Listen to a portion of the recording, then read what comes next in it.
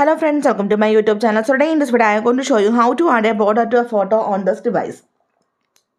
So in this photo I already added one border, you can see. Let me show you how to add a border to another photo. First of all, you have to select the photo that you want to add border. I am going to select this one. Tap on the edit button on the bottom tab and tap on the marker icon on the top right side. Tap on the plus icon on the bottom tab. Tap on add shape. Then select this square shape. Tap on the circle icon on the first one and select no fill and select the second option. So these colors and you can select any one. So here I am going to select this one and I am going to increase the thickness, you can see.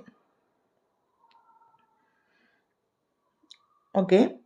Now we can adjust the size, you can see.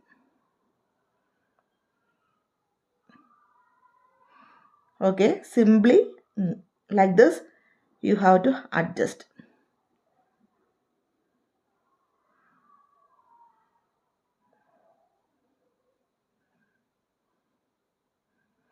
Okay, like this.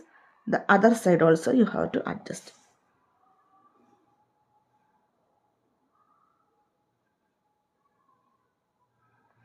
And after the edit, tap on the tick symbol on the top right side.